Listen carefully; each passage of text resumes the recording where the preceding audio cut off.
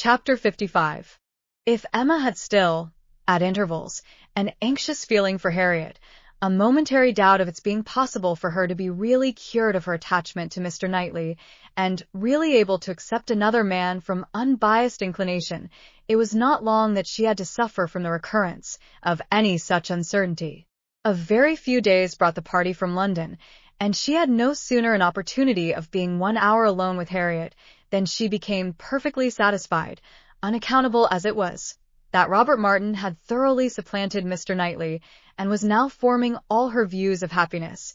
Harriet was a little distressed, did look a little foolish at first, but having once owned that she had been presumptuous and silly, and self-deceived, before, her pain and confusion seemed to die away with the words, and leave her without a care for the past, and with the fullest exultation in the present and future, for, as to her friend's approbation, Emma had instantly removed every fear of that nature, by meeting her with the most unqualified congratulations.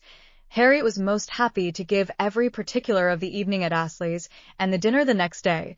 She could dwell on it all with the utmost delight.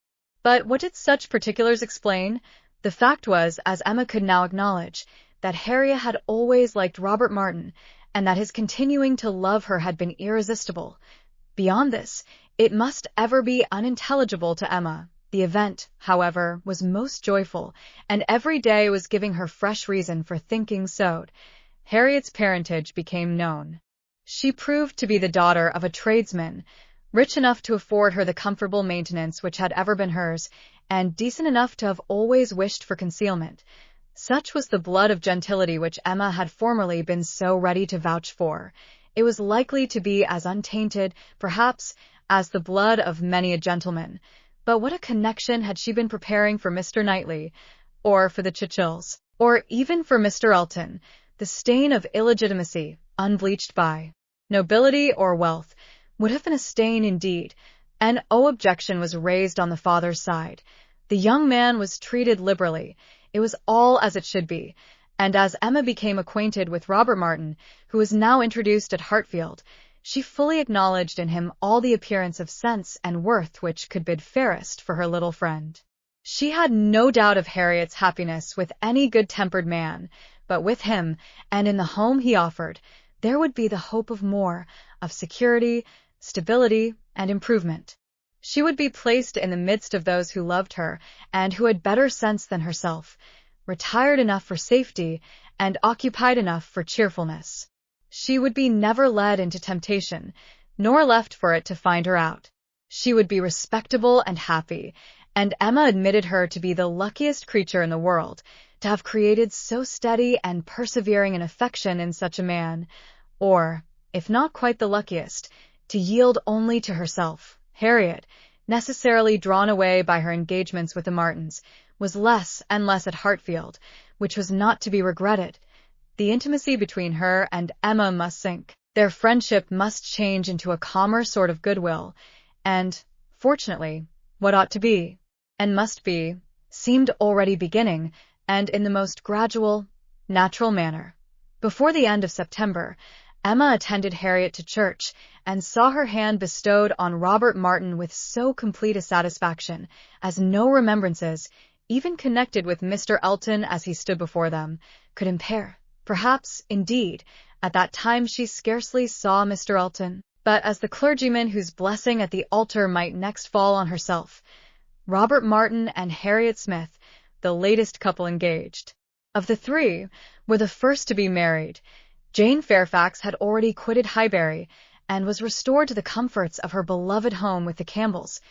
The Mr. Churchills were also in town, and they were only waiting for November. The intermediate month was the one fixed on, as far as they dared, by Emma and Mr. Knightley. They had determined that their marriage ought to be concluded while John and Isabella were still at Hartfield, to allow them the fortnight's absence in a tour to the seaside, which was the plan.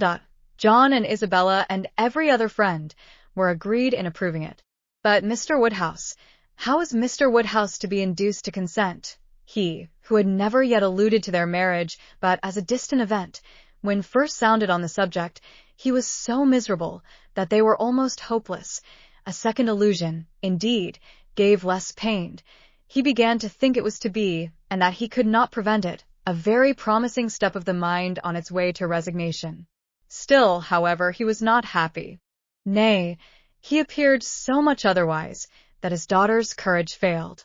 She could not bear to see him suffering, to know him fancying himself neglected, and though her understanding almost acquiesced in the assurance of both the Mr. Knightleys, that when once the event were over, his distress would be soon over too, she hesitated. She could not proceed. In this state of suspense they were befriended, not by any sudden illumination of Mr. Woodhouse's mind, or any wonderful change of his nervous system, but by the operation of the same system in another way. Mrs. Weston's poultry house was robbed one night of all her turkeys, evidently by the ingenuity of man. Other poultry yards in the neighborhood also suffered. Pilfering was housebreaking to Mr. Woodhouse's fears. He was very uneasy, and but for the sense of his son-in-law's protection, would have been under wretched alarm every night of his life. The strength, resolution, and presence of mind of the Mr. Knightleys commanded his fullest dependence. While either of them protected him and his, Hartfield was safe.